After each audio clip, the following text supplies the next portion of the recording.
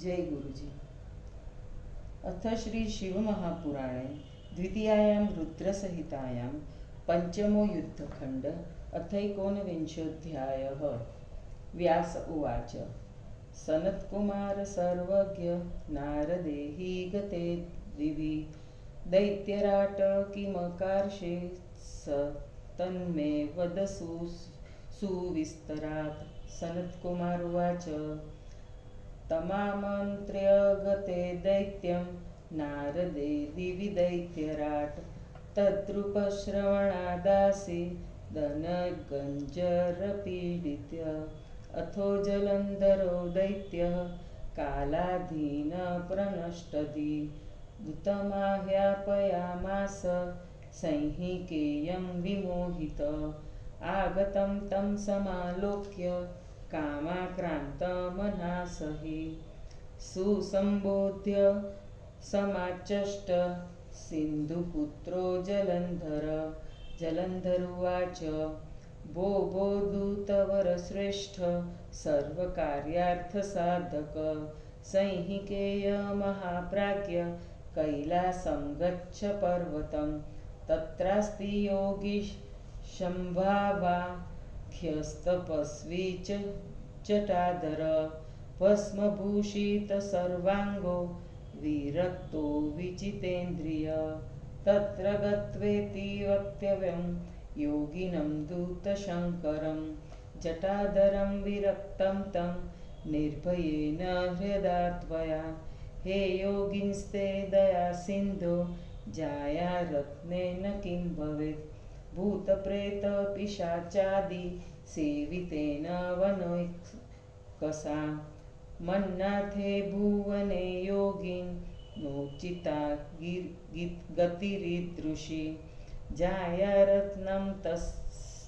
तस्त्वं मे देहि रत्नभुजे निजं यानि यानि सुरत्नानि त्रैलोक्ये तानि सन्निभे मदधीनं जगत्सर्वं विधिं त्वं सचराचरम् इन्द्रस्य गजरत्नं चोच्वेश्रवो रत्नमुत्तमं बलाद्गृहीतं सहसा पारिजाततरुस्तथा विमानं हसंयुक्तं गण्ये मम तिष्ठति रत्नभूतं महादिव्यम् उक्तं वेदसोद्धृतं महापद्मादिकं दिव्यं निधिरत्नं व्युदस्य च छत्रं मे वारुणं गेहे काञ्चन श्रावि तिष्ठति किञ्जक्लिनी महामाला सर्वदाम्लानपङ्कजा मत्पितु सा ममैवास्ति पाशश्च कपतेस्तथा मृत्योरुत्क्रान्तिदा शक्तिर्मया नीता बलाद्वरा ददौ मह्यं शुचिर्दिव्ये शुचिशौचे च वाससि एवं योगीन्द्र रत्नानि सर्वाणि विलसन्ति मे अतस्त्वमपि मे देहि स्वस्त्रीरत्नं जटाधर। सनत्कुमार उवाच। इति श्रुत्वा वचस्तस्य नन्दिना स प्रवेशित जगामोग्रसभां राहुर्वस्मयोद्धृतलोचन तत्र गत्वा शिवं साक्षात् देवदेवं महाप्रभुं स्वतेजोद्वस्तं भस्मलेपविराजितं महाराजोपचारेण विलसन्तं महाद्रुतं सर्वाङ्गसुन्दरं दिव्यभूषणैर्भूषितं हरं प्रणनाम च तवं गर्वात् तेजक्रान्तविग्रह निकटं गतवात् शम्भो सदूतो राहुसंज्ञक अथो तदग्र आसीनो वक्तुकामो हि सैहिक त्र्यम्बकं त सदा संज्ञा प्रेरितो वाक्यमब्रवीतम्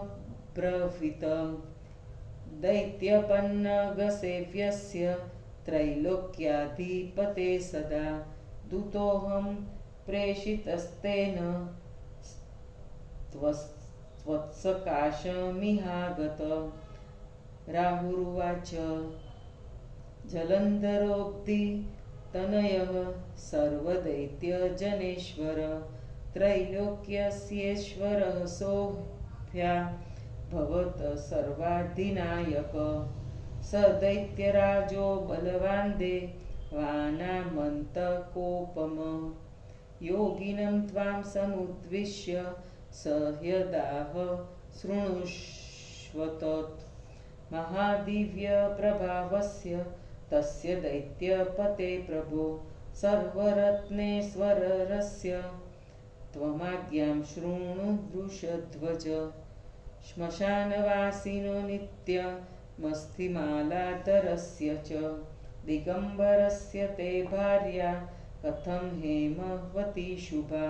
अहं रत्नादिनाथोऽस्मि सा च स्त्रीरत्नसज्जिता तस्मान्मयैव सा योग्या नैव भिक्षाशिनस्तव। मम वश्यास्त्रयो लोका भुज्यहं मखभागकान् यानि सन्नित्रिलोकेऽस्मिन् तानि मम संज्ञनि। वयं रत्नभुजस्त्वं तु योगी खलु दिगम्बर। स्वस्त्रीरत्नं देहि मह्यं राजसुखकरा प्रजा। सनत्कुमार उवाच वदत्येवं तथा राहो भ्रूमध्याच्छूलपाणिन अभवत्पुरुषो रौद्रस्तिव्राशनी समस्वन। सिंहस्य प्रचलज्जिह् सज्जलनयनो महान् ऊर्ध्वकेश शुशक्तनुर्नृसिंह इव चापर। महातनुर्महाबाहुस्तालजन्ध्यो भयङ्कर। अभिदुद्राव वेगेन राहुं स पुरुषो द्रुतं स तं खादितुमायानन्त दृष्ट्वा राहुर्भयातुर। अधावदति वेगेन बहिः स च उदारतं। राहुरुवाच देवदेव महेशान पाहि मां शरणागतं। सुरासुरैः सदा वन्द्य परमेश्वर्यवान् प्रभुं। ब्राह्मणं महादेव खादितुं समुपागत। पुरुषोऽयं तवेशान सेवकोऽति भयङ्कर। एतस्माद्रक्ष देवेश शरणागतवत्सल। न खादते यथायं मां नमस्तेस्तु मुहुर्मुहुः। सनत्कुमार उवाच महादेवोवच श्रुत्वा ब्राह्मणस्य तथा मुने अब्रवीत् सर्वगणं तन्वै दीनानाथ प्रिय प्रभु। महादेव उवाच प्रभुं च ब्राह्मणं दूतं प्राव्याख्यं शरणागतं। शरण्या रक्षणीया हीन दण्डया गणसत्तम। सनत्कुमार उवाच इत्युक्तो गिरिजेशेन स गणकरुणात्मना राहुं तस्याज सहसा ब्रह्मणेति श्रुताक्षर। राहुं त्यक्त्वाम्बरे सोऽथ पुरुषो दिनया गिरा। शिवोपकण्ठमागत्य महादेवं व्यजिज्ञपत्।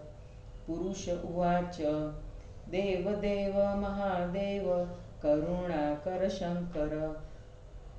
त्याजितं मम भक्ष्यं ते शरणागतवत्सल। क्षुधा मां बाधते स्वामी क्षामस्वास्मि सर्वथा। किं भक्ष्यं मम देवेश तदा ज्ञापय मा प्रभो। सनत्कुमार उवाच इत्याकर्ण्य वचस्तस्य पुरुषस्य महाप्रभु। प्रत्युवाचा धृतोक्ति स कौतुकी स्वहितंकर। महेश्वरुवाच बुभुक्षा यदि तेतीव क्षुधा त्वां बाध्यते यदि संभक्ष्यत्यात्मन् क्षेत्रं मासं त्वं हस्तपादयो। सनत्कुमार उवाच स शिवेनेवमाज्ञाप्त शङ्खाद पुरुषस्वकं हस्तपादोध्वं मासं शिरशेषो भवतया। दृष्ट्वा शिरोवशेषं तु सुप्रसन्न सदाशिव पुरुषं भीमकर्माणं समुवाच सविस्मय। शिव उवाच हे महागण धन्यस्त्वं मदाज्ञा प्रतिपालक। सन्तुष्टस्वास्मि तेतीव कर्मणानेन सत्तम। त्वं कीर्तिमुखसज्जो हि भवद्वारक सदा। महागणो महावीर सर्वदुष्टभयङ्कर। मत्प्रियस्त्वं मदर्चायां सदा पूज्यो हि मज्जने। त्वदर्चायेन कुर्वन्ति नैव ते मत्प्रियङ्करा।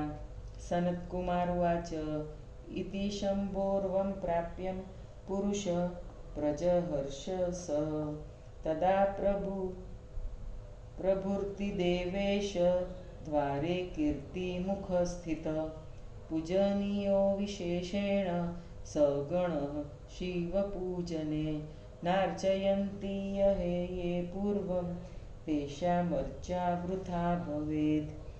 इति श्री शिवमहापुराणे द्वितीयायां रुद्रसहितायां पंचमे युद्धखण्डे जलन्धरवाद्योपाख्याने दूतसंवादो नाम 19वाध्यायः। हिंदी अनुवाद। व्यास जी ने कहा, हे सर्वज्ञ सनत कुमार जी, नारद जी ने आकाश मार्ग से चले जाने के बाद उस दैत्यराज ने क्या किया, विस्तार से मुझे कहिए। सनत कुमार जी ने कहा, उस दैत्य को इस प्रकार कहकर नारद के चले जाने पर वह दैत्यराज उस पार्वती के रूप सौंदर्य का श्रवण करने मात्र से कामज्वर से पीड़ित हो गया। बुद्धिहीन काल के अधीन तथा सुंदर स्त्री प्राप्ति के मोह से मोहित उस जलंधर दैत्य ने संहिकेय नाम का दूत को बुलाया। उसे आया हुआ देखकर काम पीड़ित सिंध पुत्र जलंधर उससे कहने लगा। जलंधर ने कहा, सभी कार्यों को सिद्ध करने वाले महाबुद्धिमान दूतों में श्रेष्ठ संहिकेय, तुम कैलाश पर्वत पर जाओ।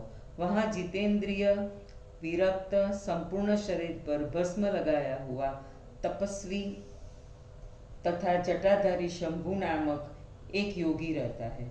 वहां जाकर हे दूत, तुम जटाधार विरक्त योगी शंकर से निर्भय होकर कहना, हे योगी दया सिंधु, आप वन में रहते हैं, भूत प्रेत पिशाच आदि से आप सेवित है। आप इस स्त्री रत्न को रखकर क्या करेंगे? तीनों लोकों के स्वामी मेरे नाथ के रहते हुए यह उचित नहीं है। अतः आप अपने स्त्री रत्न को रत्नों का भोग करने वाले मुझे दे दे।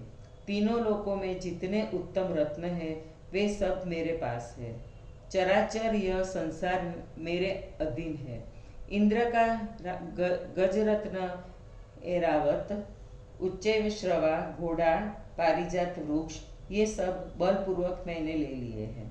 ब्रह्मा जी का हंसयुक्त विमान मेरे आंगन में रहता है, जो रत्न स्वरूप दिव्य एवं उत्तम है। महापद्म आदि दिव्य 9 निधियां छोड़कर कुबेर से ले ली। सोना बरसाने वाला वरुण का छत्र मेरे घर में है। कभी न मुरझाने वाले कमलों की किंजकलिंग नामक महामाला, जो मेरे पिता समुद्र से वरुण को प्राप्त हुई थी, वह मेरे पास है तथा वरुण के पास भी। मृत्यु से बचाने वाली उत्तम शक्ति मैंने बलपूर्वक ले ली। अग्नि ने मुझे 2 वस्त्र दे दिए हैं। हे योगी राज, इस प्रकार सभी रत्न मेरे पास है। अतः हे जटाधर, इस स्त्री रत्न को तुम भी मुझे दे दो। सनत कुमार जी ने कहा।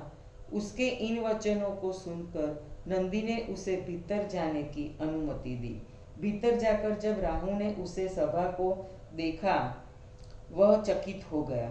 वहां जाकर उसने साक्षात देवदेव महाप्रभु शरीर पर भस्म लगाए हुए तथा अपने तेज से अंधकार का नाश किए हुए महाराजाओं की भ्रांति जिनकी पूजा हो रही है, उससे शोभित आश्चर्यकारक सर्वांग सुंदर दिव्य अलंकारों से अलंकृत शिव जी को देखा। उनके तेज से प्रभावित होकर गर्व से उन्हें प्रणाम किया और शिव जी के पास जाकर वह राहु नामक दूत उनके सामने बैठकर कुछ कहने की इच्छा करने लगा। शिव जी का संकेत पाकर वह कहने लगा, दैत्य तथा नागों द्वारा सेवित तीनों लोकों के स्वामी का मैं दूत हूँ। उन्होंने मुझे आपके पास भेजा, तब मैं यहाँ आया हूँ। राहु ने कहा, समुद्रपुत्र जलंधर सभी दैत्यों का स्वामी है। अब वह तीनों लोकों का स्वामी तथा सबका नेता है। वह बलवान दैत्यराज देवताओं के लिए यमराज से सदृश्य है। आपको योगी समझकर उसने जो कहा है उसे सुनो। महादिव्य प्रभाव वाले सभी रत्नों के स्वामी उस दैत्यपति प्रभु की आज्ञा को शिवजी तुम सुनो। स्मशान में रहने वाले, हड्डियों की माला धारण करने वाले तुम्हारी यह हिमालय की उत्तम कन्या स्त्री कैसे हो सकती है? मैं रत्नों का स्वामी हूँ और वह स्त्री रत्न है, इसलिए वह मेरे योग्य है, न कि भीख मांगकर खाने वाले तुम्हारे योग्य है। सभी लोग मेरे वश में है। यज्ञ भागों का भोग मैं ही करता हूँ। तीनों लोकों में जितने रत्न हैं वे सब मेरे घर में हैं। हम रत्नों का भोग करने वाले हैं। तुम तो योगी तथा दिगंबर हो। इस अपने स्त्री रत्न को मुझे दे दो, क्योंकि प्रजा राजा को सुख देने वाली होती है। सनत कुमार जी ने कहा। राहु के ऐसा कहते ही शिवजी की मोह के बीच से वज्र के समान गरजने वाला एक भयंकर पुरुष पैदा हुआ। सिंह के समान लपलपाती जीभ वाला, ज्वाला युक्त नयनों वाला, देखने में बहुत बड़ा, ऊपर की ओर बालों वाला, सूखे शरीर वाला, मानो दूसरा नृषि हो। बड़े शरीर तथा बाहों वाला, लंबी जांघों वाला भयंकर वह पुरुष शीघ्रता से राहु पर टूट पड़ा। वह उसे खाने के लिए जा रहा था। उसे आते हुए देखकर राहु डरकर बड़ी शीघ्रता से भागा, किंतु बाहर जाकर उसे पकड़ लिया। राहु ने कहा, हे देव महेशान, मैं आपकी शरण में आया हूँ, मेरी रक्षा कीजिए। आप देवों तथा दानवों से सदा प्रणम्य है और आप समस्त ऐश्वर्य वाले प्रभु हैं। हे ईशान, हे महादेव, यह आपका महाभयंकर सेवक मुझ ब्राह्मण को खाने के लिए आ रहा है। हे शरणागत वत्स, हे देवेश, जिस प्रकार यह मुझे न खाए वैसे मेरी रक्षा करो। आपको बार बार नमस्कार हो। सनत कुमार जी ने कहा, हे मुनि दीनानाथ, प्रिय प्रभु महादेव जी ने ब्राह्मण की इस बात को सुनकर अपने गण से महादेव जी ने कहा, हे गण श्रेष्ठ, यह राहुदूत है, ब्राह्मण तथा शरणागत है, इसलिए ऐसे लोगों को शरण देनी चाहिए, उनकी रक्षा करनी चाहिए। ये दंड के अधिकारी नहीं होते हैं। सनत कुमार जी ने कहा, दयालु शिव जी के ऐसा कहने पर उस गण ने ब्राह्मण इतना सुनते ही एकाएक राहु को छोड़ दिया। राहु को आकाश में छोड़कर विनम्र शब्दों में शिवजी के पास जाकर कहने लगा। पुरुष ने कहा, हे देव देव महादेव, शरणागत वत्सल, दयालु शिवजी, आपने मेरा आहार छुड़ा दिया।